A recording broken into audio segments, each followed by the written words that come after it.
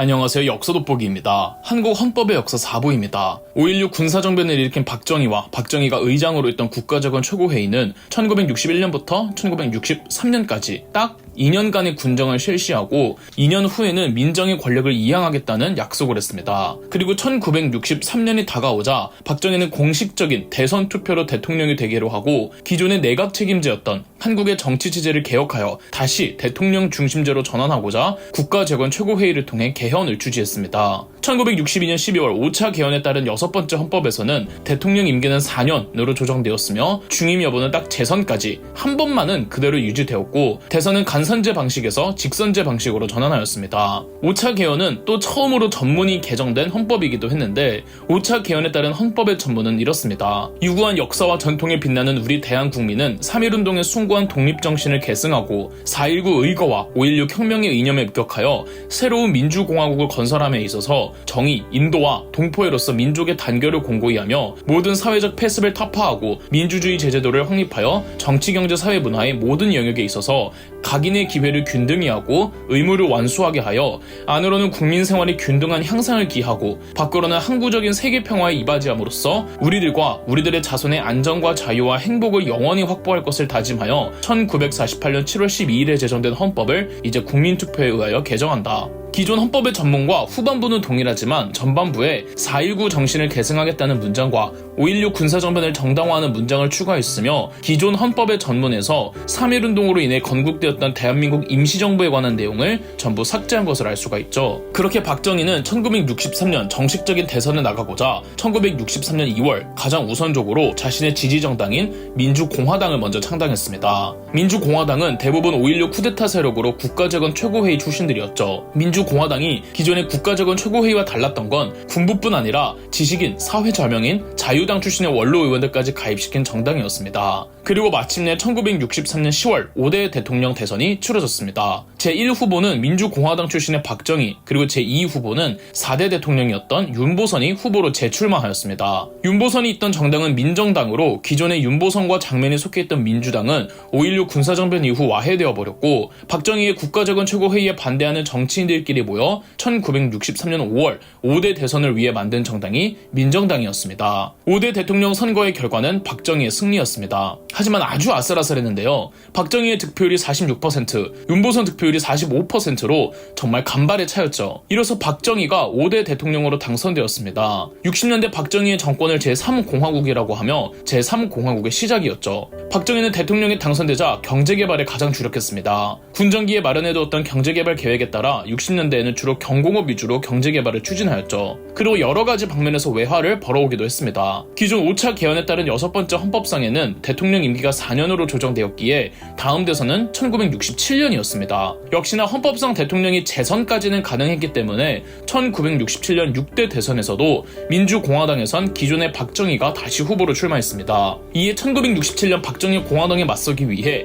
김대중, 김영삼, 이철승 등이 중심이 되어 기존의 야당이었던 민주당 계열 정당들과 민주공화당에게 가려진 기타 보수 정당들을 다 합해서 신민당을 창당하였습니다. 신민당에서는 이번에도 윤보선이 후보로 출마하였죠. 5대 대선 때는 박정희와 윤보선의 대결이 치열했지만 6대 대선은 조금 달랐습니다. 물론 5대 대통령 정권기에 박정희 대통령의 숱한 비판도 많이 받기는 했지만 어쨌든 단 4년 만에 경제개발이 착수되고 진행되면서 정권 지지도가 올라갔고 1967년 6대 대선에서는 박정희가 51%, 윤보선이 40% 득표를 기록하면서 박정희가 큰 무리 없이 6대 대통령으로 당선되었죠. 6대 대선이 있고 이듬해 1968년은 위기의 해라고 부를 만큼 북한과의 위험천만한 사건들이 많았습니다.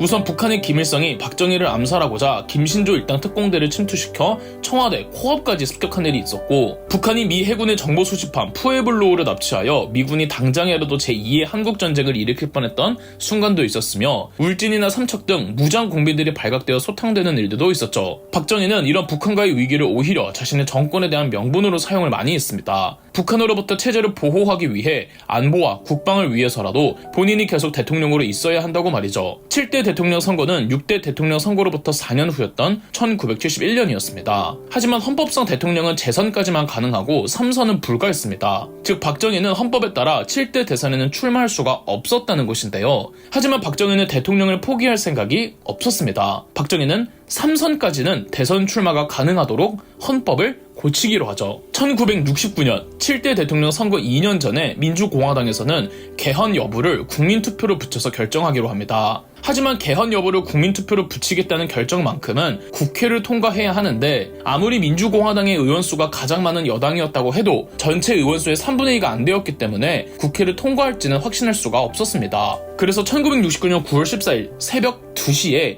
민주공화당 의원들끼리 국회에 몰래 모여서 개헌 여부를 국민투표로 붙이겠다는 결정을 해버렸습니다. 흔히 말하는 날치기죠. 이제 관건은 국민들의 투표 여부였습니다. 박정희의 행보가 전형적인 이승만의 독재와 같은 패턴이었기 때문에 박정희의 개헌 요구는 누가 봐도 독재적으로 군림하겠다는 제스처였지만 박정희와 이승만은 조금 달랐습니다. 이승만은 정말 아무것도 한 게 없는 반면 박정희는 그래도 8년간 경제개발을 통해 눈에 보일 정도의 경제성장을 이루고 있었고 그래서 국민 지지도가 꽤 높은 편이었습니다. 앞으로 한국 경제성장이 더 나아갈 일만 남았는데 이걸 여태 해왔던 사람이 계속하는 게 낫지 주도자가 바뀌거나 정권이 바뀌면 경제성장에 제동이 가해지는 게 아니냐는 의견도 다수였습니다. 1969년 7월 25일 박정희 대통령은 특별 담화문을 발표했습니다. 개헌은 본인의 독재 권력을 강화하기 위함이 아니라 8년간 자신의 정부와 정권에 대한 신임을 투표하는 것이라고 선전했죠. 다음은 7.25 특별 담화문 일부입니다. 남은 임기마저 채우지 않고 국민의 의사가 그러하다면 흔연히 미련 없이 물러서겠다는 생각으로 나는 이 국민투표에 임하고 있습니다. 솔직히 말해서 다사다난할 1970년대를 맞이함에 있어서 국민들이 허용만 한다면 70년대의 전반기만은 정권의 변동 없이 현 체제를 그대로 밀고 나가는 것이 국가 발전에 도움되는 일이며 국가 안보와 경제의 기초를 다지는 길이 된다고 믿어 이 개헌안은 발의된 것입니다. 그것도 개헌 통과가 바로 집권을 보장하는 것이 아니라 다시 71년도 대통령 선거에서 결정되는 일입니다. 이것이 과연 영구 집권이겠습니까? 다가오는 70년대를 깊이 생각한 끝에 나는 나를 버리고 국가를 위해 한 번 더 십자가를 지겠다는 결심에서 나는 이 길을 택한 것입니다. 그러나 나는 지금도 내가 아니면 안 된다는 자만심은 추호도 없습니다. 다만 60년대 후반기에서 모처럼 되찾은 이 안정의 분위기를 변동 없이 70년대 초반까지 좀 더 굳히고 다져보자는 것이며 내 손으로 버려놓은 이 방대한 건설 산업들을 내 책임으로 매듭지어 보자는 생각에서 그런 것이며 또 모처럼 움직이기 시작한 우리의 전진 대오를 쉬었다가 다시 짜기는 쉬운 일이 아니기 때문에 그대로 좀 더 전진을 계속해보자는 뜻에서 그러한 것입니다. 친애하는 국민 여러분, 나는 이러한 생각들은 추호도 나를 위주로 한 생각에서가 아니라 오직 국가 민족의 장래를 생각한 일념에서 이루어진 것을 믿어주시길 바랄 뿐입니다. 박정희의 7.25 특별 담화문은 제대로 먹혀들었고 찬성 65%로 6차 개헌이 통과되었습니다. 박정희의 3선 출마를 가능하도록 한 이 6차 개헌을 그래서 3선 개헌이라고도 부르죠. 아울러 헌법상 보장되었던 대통령 탄핵 관련해서도 제약을 훨씬 강화시켜 두었습니다. 그렇게 박정희는 1971년 7대 대선에 출마했습니다. 야당 신민당에서는 이번엔 새로운 젊은 정치인이 출마하였는데 바로 김대중이었죠. 김대중에게는 엄청록이라는 참모가 있었습니다. 선거판의 여우, 마타도어의 귀재라 불리던 엄청록은 수단과 방법을 가리지 않고 후보자를 당선시키는 책략가로 유명했는데 워낙 그 방식이 정당하지 못해 김대중도 엄청록을 꺼려하고 있었습니다. 7대 대선 초기에는 엄청록의 계략에 따라 김대중이 엄청난 지지도를 얻을 수 있었지만 지역 감정을 부추겨 지지도를 올리자는 건을 두고 김대중과 엄청록이 갈등을 빚었고 이때 중앙정보부장이었던 이후락이 엄청록을 포섭합니다. 이렇게 김대중과 엄청록 결별 후 반대로 공화당 측에서 지역 감정을 부추겼고 1971년 7대 대선에서도 박정희가 당선되어 7대 대통령으로 취임하였죠. 그렇게 60년대가 지나고 70년대가 도래했습니다. 헌법상 대통령은 3선까지만 가능하기 때문에 박정희 스스로 개헌한 헌법에 따르면 박정희는 다음 대선엔 출마가 불가능하죠. 그리고 6차 개헌 여부를 두고 박정희가 특별 담화문에서 자신은 절대 독재자가 되지 않으리라 약속했지만 7대 대통령이 되자마자 그는 완벽한 독재자가 되기 위한 준비에 돌입합니다. 바로 유신헌법이죠. 박정희는 대통령 3선을 위해 3선 개헌이라고 불리는 6차 개헌을 통해 대통령의 3선을 헌법으로 허용하고 1971년 7대 대선에서도 박정희가 당선되어 7대 대통령으로 취임하였죠. 박정희가 3선 개헌을 국민들에게 호소할 때 자신은 절대 독재자가 되지 않기로 약속했습니다. 하지만 7대 대통령이 되자마자 또다시 박정희는 개헌 작업에 착수합니다. 우선 1972년 북한의 김일성과 7.4 남북 공동성명을 통해 북한과 관계 회복에 나선 후 각각 북한에서는 김일성이, 남한에서는 박정희가 본격적으로 독재 권력을 강화하게 됩니다. 박정희의 독재 권력을 보장해준 헌법, 그 이름도 유명한, 어쩌면 우리 헌법사에서 가장 잘 알려져 있을 유신헌법입니다. 7.4 남북 공동성명이 이루어지고 약 3개월 후 1972년 10월 느닷 박정희 정부는 비상계엄령을 선포했습니다. 불과 얼마 전 북한과 관계 회복을 했기 때문에 계엄령을 선포할 이유가 없었는데요. 명분은 헌법을 개정하기 위함이며 헌법 개정은 남북 통일을 위한 새로운 시대의 필수적인 작업이라면서 계엄령에 따라 모든 정치 활동 목적에 옥내외 집회 및 시위를 일절 금하고 언론 출판 보도 및 방송은 사전 검열을 받아야 하고 각 대학은 당분간 휴교 조치한다는 명령을 시행했습니다. 그리고 군대를 풀어 국회를 강제로 해산해버렸죠. 물론 야당 의원들이 강력하게 반발했으나 정부의 계엄령에 반대하는 야당 의원들은 전부 중앙정보부로 끌려가 끔찍한 고문을 당했습니다. 그리고 개헌 여부를 국민투표에 붙였는데 당연하게도 부정선거로 찬성 91%를 기록하며 개헌이 통과되었습니다. 이렇게 통과된 개헌이 7차 개헌으로 이 헌법을 박정희 정부는 유신헌법이라 명명했죠. 유신헌법이란 일본의 메이지 유신에서 따온 말로 유신은 낡은 것을 새롭게 고친다는 뜻이랍니다. 이때의 사건을 10월 유신이라고 하며 1972년 10월 유신은 1961년 5.16 군사정변에 이은 박정희의 두 번째 쿠데타로 인식되고 있죠. 우리나라의 8번째 법인 유신헌법은 충격 그 자체였습니다. 우선 대통령의 임기는 6년으로 확대되었으며 대통령 선거를 기존에 국민들이 직접 대통령 선거에 참여하는 직선제 방식을 철회하고 통일주체 국민회의라는 기구를 통해 대통령을 선출하기로 하였습니다. 아울러 국회의원은 3분의 1은 국민들의 총선 투표가 아닌 대통령 추천과 통일주체 국민회의에서 임명할 수가 있었는데 이렇게 임명된 국회의원들을 유신정후회라고 불렀죠. 그리고 대통령의 권한을 헌법보다 더 위에 둠으로써 대통령은 헌법을 무시할 수 있는 긴급조치권이라는 특별명령을 만들기도 하였고 대통령의 연임 제한 자체를 없애버리면서 사실상 박정희는 종신 대통령이 될 수가 있었던 겁니다. 그렇게 박정희의 측근들로 통일주체 국민회의가 만들어졌고 박정희는 새로운 헌법과 새로운 시대에 따라 다시 대통령으로 취임하겠다며 통일주체 국민회의의 추대를 받아 1972년 12월 8대 대통령으로 6년 후 1978년 9대 대통령으로 취임하였습니다. 통일주체 국민회의가 대통령을 선출할 때 항상 서울의 장충동 체육관에서 자리를 가졌는데 사실상 투표가 아닌 박수로 동의 여부를 판단했으며 그래서 이때의 대통령 선거를 체육관 선거라고도 하죠. 완벽한 독재 권력이었고 1960년대 박정희 정권과 1970년대 박정희 정권은 성격이 사뭇 달라서 1960년대 박정희 정권을 제3공화국, 유신 이후 70년대 박정희 정권을 제4공화국으로 구분하고 있답니다. 박정희는 1974년 1월 이후 그가 죽기까지 총 9차례에 걸쳐 헌법을 정지시키는 긴급조치권을 시행한 적이 있으며 이때마다 수많은 민주투사들과 야당 의원들이 중앙정보부로 끌려갔죠. 유신헌법은 국가의 소송을 걸 수 있다는 조항마저 삭제되었기 때문에 그 누구도 박정희와 군부 세력들로 이루어진 민주공화당의 독재를 멈출 수가 없었습니다. 1976년 3월 1일 3.1절 행사에서는 윤보선, 김대중, 문익환 등 야당 의원들이 서울 명동에서 유신헌법의 폐지를 주장하는 3.1 민주구국 선언을 발표했으나 아무런 효과는 없었죠.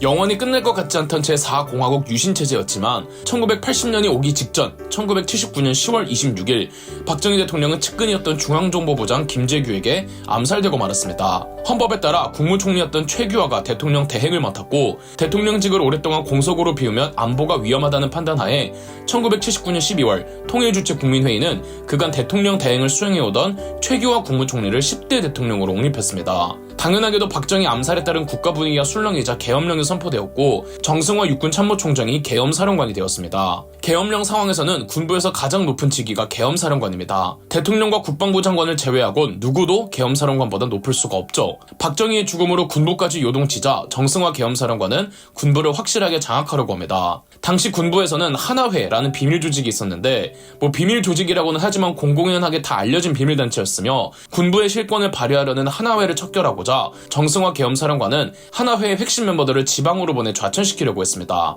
하나회의 수장이자 당시 박정희의 암살범 김재규를 수사하던 합동수사본부의 본부장 겸 국군보안사령부의 사령관이었던 전두환은 이에 반발하며 하나회 회원들과 함께 1979년 12월 12일 또다시 군부 쿠데타를 일으켰습니다. 하나회 중심의 쿠데타 세력을 신군부라고 하죠. 신군부 세력은 정승화 계엄사령관을 체포해버리면서 서울을 장악했고 최규하 대통령을 압박하며 쿠데타에 성공했죠. 박정희의 죽음과 함께 이제 대한민국의 민주주의가 올 것이라는 서울의 봄 분위기가 확산되었으나 신군부가 쿠데타를 일으키자 민주주의 시위가 더 격렬하게 확대되었습니다. 전두환은 5월 17일 이른바 5.17 내란이라 불리는 사건을 통해 계엄 조치를 더욱 확대했고 1980년 5월 18일부터 광주 민주화항쟁을 잔인하게 진압했죠. 힘이 없던 최규하 대통령은 신군부에게 이리저리 휘둘릴 뿐이었습니다. 1980년 5월 31일 전두환은 국가보위비상대책위원회, 줄여서 국보위를 만들어 국가의 최고 의결기구로 두어 완전히 대한민국 실권을 장악했죠. 전두환 사령관은 국보위를 통해 1980년 8월 삼천교육대를 만들고 언론들을 통폐합하면서 독재 권력을 구축하기 시작했고 끝내 1980년 8월 16일 최규하 대통령을 압박해 최규하는 사임하였으며 8월 27일 통일주체국민회의를 통해 전두환은 11대 대통령으로 취임하였습니다. 사실 통일주체국민회의는 박정희가 조직한 기구로 전두환 개인이 운영하던 기구는 아니었기 때문에 전두환은 1980년 10월 27일 통일주체국민회의를 해산시켰죠. 이 이후를 5공화국이라고 구분합니다.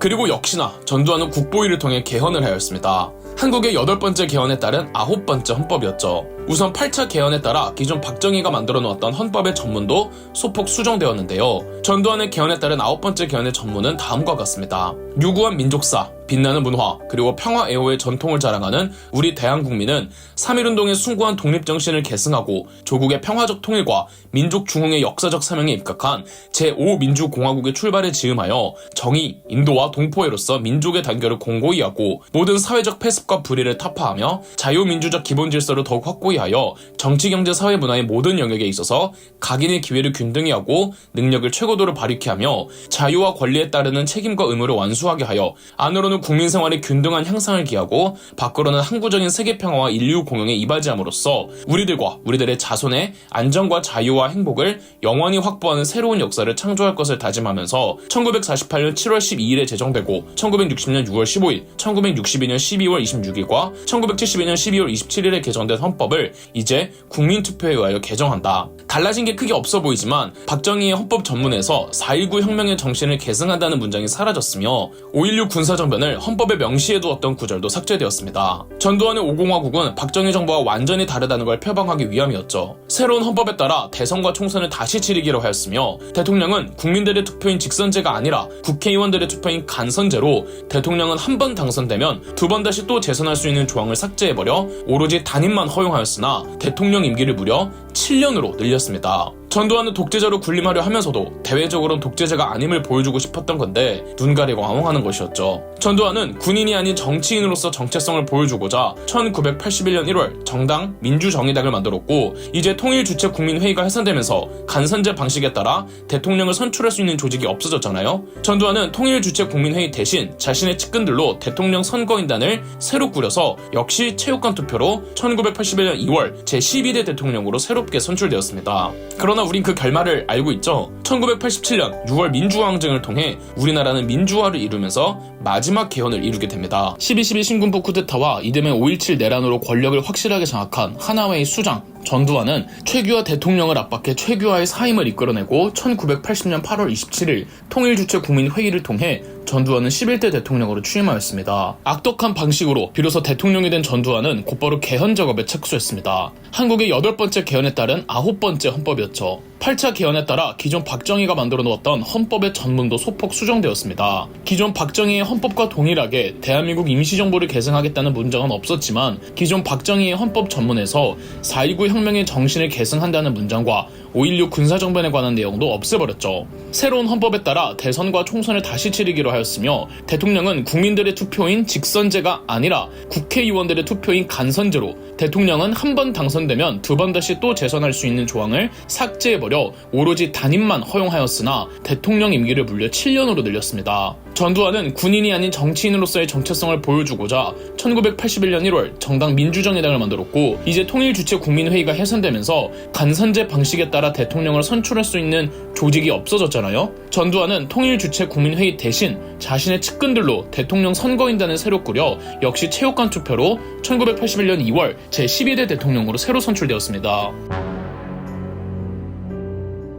전두환 스스로 개헌한 헌법상에는 대통령을 무려 7년이나 할 수 있지만 이제는 재선조차 나갈 수 없는 대통령 단임을 원칙으로 하였기 때문에 전두환의 임기는 1987년이 마지막 해였고 1988년에 13대 대통령으로 새로운 대통령이 나와야 했습니다. 그러니까 1987년은 정치적으로 요동칠 수밖에 없는 해였다는 거죠. 전두환도 독재를 일삼는 상황에서 처음 개헌을 할 때 연임 제한 철폐 조건을 수정 안 한다면 안 할 수도 있었는데 굳이 철폐하고 단임제를 원칙으로 헌법에 넣어두었습니다. 전두환은 1988년이 되면 본인은 정말 대통령으로 물러날 생각을 하고는 있었던 것 같지만 그럼에도 차기 대권자로는 하나회 신군부 출신의 핵심 멤버를 밀고 본인은 대통령에서 물러나지만 흑막으로 군림할 생각을 했던 듯합니다. 차기 대권 주자로는 하나회의 넘버2였던 노태우였고 말이죠. 전두환이 집권기 내내 넘버2였던 노태우를 다소 경계하는 듯한 모습도 분명히 보이기는 했지만 본인들 민주정의당의 장기 집권을 생각했을 때 전두환은 노태우를 밀 생각이었고 어차피 체육관 투표를 해버릴 테니